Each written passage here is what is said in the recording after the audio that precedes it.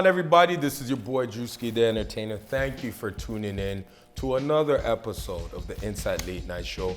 Make sure you subscribe. I appreciate each and every one of you showing love, showing appreciation. There's a lot more to come. And in this episode, it's an honor to be around this guy. This guy is the comedian. To me, one of the funniest. Because he's smooth. I call him Mr. Smooth Criminal with the jokes. AKA the people them basement. AKA One Branch. The comedian himself, Mr. Quinn. Hello, how are you? How are you doing, bro? What's up with one of, though? I don't like that. Come on, brother. You know Bernie Mac. Come on. One of? But you're the GOAT to me. I'll take it. You're the GOAT to me? I'll take it. Thank you. Every single time. Thank you very much. I appreciate you. Yeah. So what made you do stand-up comedy? I was just a neighborhood funny guy. I wasn't particularly good at anything. And I used to skateboard with a buddy of mine, Andrew Sparks, and he lived about 2 streets away.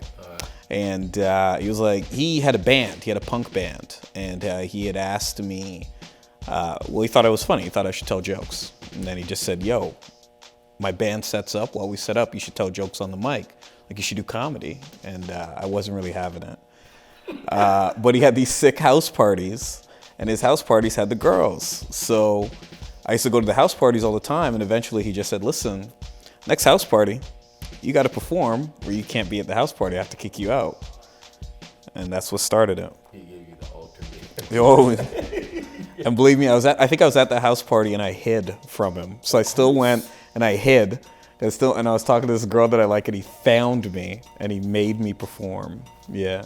Confessions. Yeah. See, it's true. It's true. Yeah. Who are your? I know a lot of comedians because it's not an easy job to be a comedian. It's one of the. To me, I feel like being a comedian is probably the most creative, but yet difficult job. Yeah, definitely. Yeah. Who would be your inspirations of continuing doing what you do? I'll start with my mom. She's a big inspiration. You know, we didn't always get along, but we started getting along when I started to find myself, what I wanted to do, and she's a big inspiration. You know, sometimes you see where your parents come from and what they have now. And then when we look at us now, a lot of us don't have anywhere near what our parents had at our age, and even younger, for that matter. And so she's a big inspiration. That, and she told me that, I'm not the favorite kid, so I'm always trying to gun for the favorite kid position. So it just makes me keep working at it so I can get better, get more successful, and potentially get favorite kid status. So she hasn't told you yet that you're up there. No. She might have said she loved me. She might? Might have. We don't want to go too far, but might have. I think it was like a whisper, but at the same time, she could have been holding like my brother's picture or something while she said it, and I was in the room at the time, so she might have. You know, you ever spoken to a picture, like you have a picture and you just kind of whisper to it, like, you know.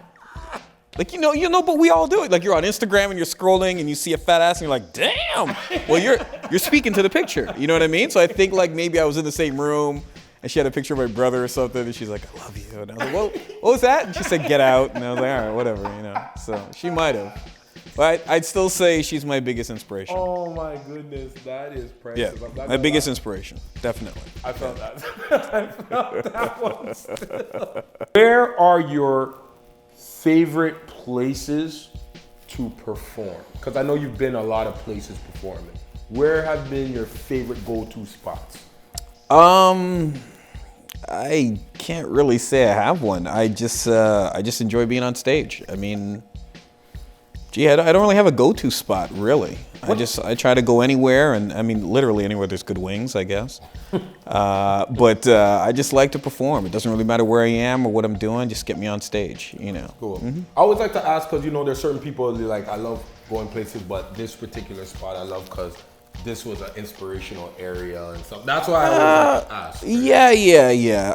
I'd say Groove Bar on Thursdays, which is right here on the Danforth, downtown Toronto. I always have a good time there, and it's a good place where I can really work out my new material, and I always like to work my new material. That for me is a really exciting part of stand-up, you know what I mean? So I feel I kind of enjoy it, but I also at the same time I like just taking out a venue and producing my own show and getting my fans out there and presenting all the new material I worked on. So I kind of like both. It just doesn't matter really where it is. Yeah. I agree with that. Yeah. What would be your, because when I say I follow you, like I follow you, like even down to the very stuff that you put before you release it, like even down to your productional stuff. Yeah. Priceless, like the way you put things together. Thank you. What is your favorite comedic moment where the build up, it was just it was one of your funniest things, you even have to look back and be like, damn, that was actually hilarious as hell. For me, it was the People in the Basement. I'm sorry, that was People in the Basement was raw. I thought that was pretty raw, and that was my first time doing that joke, and that was a raw one. And my man B, he had hit me up and was like, "Yo, you gotta tell people about the People in the Basement," and that was a conversation him and I had for a really long time. And he's like, "You got to put that on stage." That one was raw because that was the first time I did it, and it went really well. I had a really good time with that one. But you know what? The album is coming. The comedy album's coming, and I'd say this is going to be my favorite moment. The rollout to this, the presentation of this. This is something never before has been done, never before been heard. This is going to be a completely different comedy album. So I can assure you, this will be my favorite moment for sure. I rate it. Is there a couple comedians that if you said did a tour, is there a couple of them that you would be like, and I say that in a sense where is there a main one that you'd be like, come with me, that particular two people come. Nah, absolutely not. This guy said absolutely. Yeah, no, comedians a lot of them are real weirdos, man. Really? Real socially inept weird people, or they have no tact, and really strange people. Wow. So no, I'd rather go alone. I rate it. Yeah.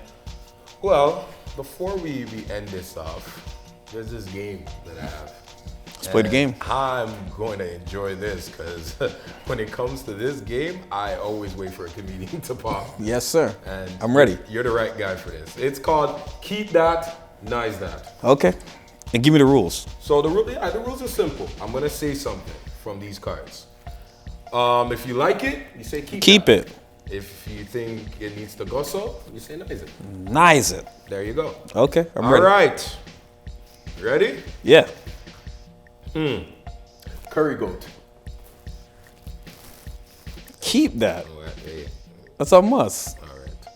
Callaloo. Nice it. Wow. I know.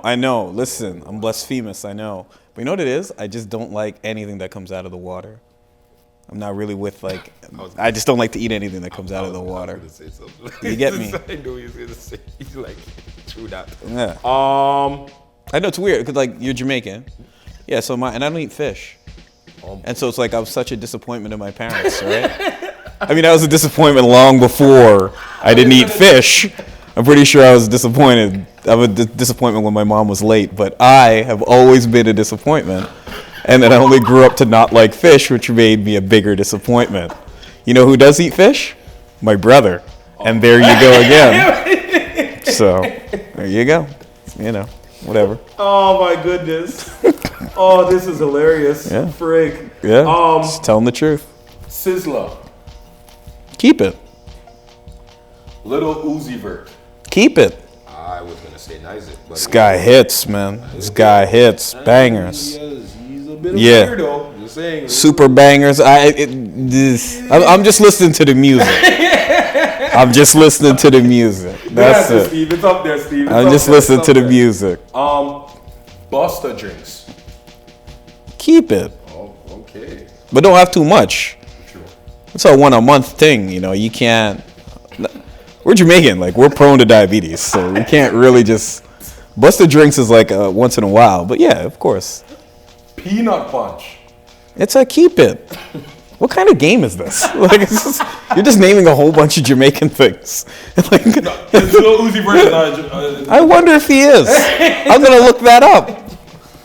All that out. Okay. Two more.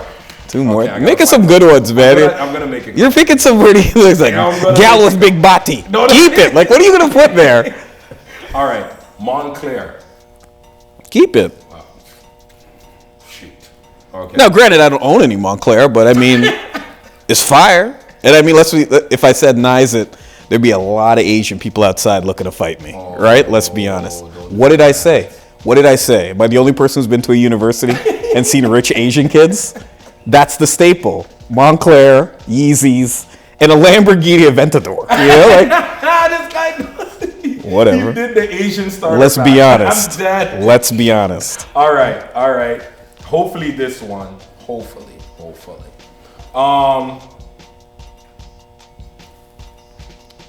Joel Santana. Keep it. You're actually the only person that said keep everything. I'm very shocked. I think. Did I say Nice it to any of them? No, I just said Callaloo because I don't really like what comes out of the water. So but okay. whatever. Yeah, but that's for familial reasons, right? That's not really. No, it's familial reasons. Yeah. If there was never anything that came out of the water to eat, I'd probably be the favorite, right? I appreciate you coming out. Yes, sir. Thank you for coming. And Thanks for having me. We wanted to do something nice, and on behalf of the team, InCite Late Night, and the company, and Finest Bottles. Thank you. Cut me a check for $1,000. I wish. Okay. I wish. All right. It's Yeah. close to it. All right. Whatever.